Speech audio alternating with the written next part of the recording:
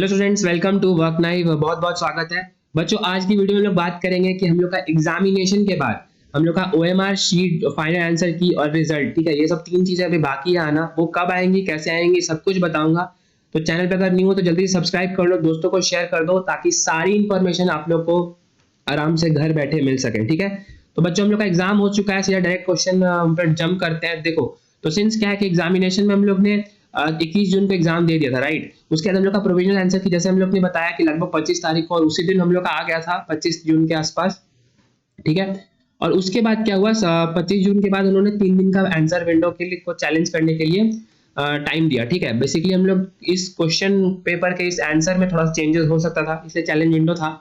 तो उसी चैलेंज को 3 दिन का टाइम दिया था। उसके बाद क्या है कि फाइनल आंसर की आएगी। ठीक है, तो फाइनल आंसर की कब आएगी और क्या क्या 3 इवेंट्स बाकी है, ओएमआर रिस्पॉन्स शीट, जो आपने एक्चुअली में एग्जाम में क्या क्वेश्चन को टिक किया है वो आएगा, साथ ही साथ आपका रिजल्ट भी आएगा।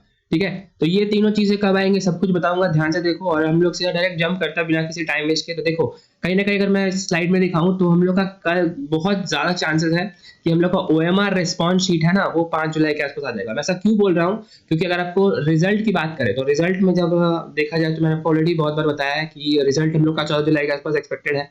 और 14 जुलाई रिजल्ट से लगभग 10 दिन पहले और आंसर की जो है उसका रिस्पॉन्स शीट आ जाता है। ठीक है, तो वही बता रहा हूँ, 14 जुलाई के आसपास हम लोग का रिजल्ट एक्सपेक्टेड टाइम है। ठीक है, क्योंकि 2015 में भी जो एआईपीएमटी हुआ था, अगर आप लोग ये स्लाइड देखोगे तो 2015 में भी जब एआईपीएमटी हुआ था तो एग्जामिनेशन और रिजल्ट में 23 दिन का फासला था। ठीक है, तो 2026 में भी सिंस री एग्जाम हुआ है तो हम लोग का कहीं ना कहीं एक्सपेक्टेड है कि 14 जुलाई के आसपास हम लोग का जो 14 जुलाई यहाँ पे 26 हो जाएगा, हम लोग का इसके आसपास हम लोग का रिजल्ट आने का हैवी चांसेस है। ठीक है, तो अगर उससे 10 दिन घटा दें तो आसपास आप लोग यही मान के चलेंगे कहीं ना कहीं कि हम लोग का जो ओएमआर रिस्पॉन्स शीट है वो 5 जुलाई के आसपास एक्सपेक्टेड है। ठीक है, फाइनल आंसर की भी रिजल्ट के साथ ही आएगा, मोस्टली 14 जुलाई के आसपास एक्सपेक्टेड है। ठीक है, उसके बाद मैं आपको काउंसलिंग रिलेटेड की चीज बता दूं। देखो, अगर ये ऑब्वियसली एक्सपेक्टेड डेट्स है, हम लोग का 14 जुलाई तक हम लोग का रिजल्ट आ जाएगा, फाइनल आंसर की आ जाएगा, और ओएमआर रिस्पॉन्स शीट तो इस वीक भी कभी भी आ सकता है। ठीक है, कहीं ना कहीं आप एक्सपेक्ट करो कि 2 3 से 4 दिन में आपका जरूर से जरूर आ जाएगा।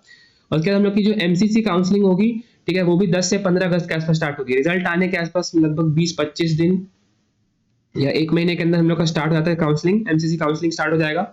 और जो आईएएस काउंसलिंग है वो भी कहीं ना कहीं आप मान के चलो उससे 1 महीना ऐड कर दोगे तो 10 से 15 सितंबर। ऑब्वियसली ये दो अलग अलग काउंसलिंग है, इसका इंडिपेंडेंट फॉर्म है, इसका इंडिपेंडेंट पोर्टल है।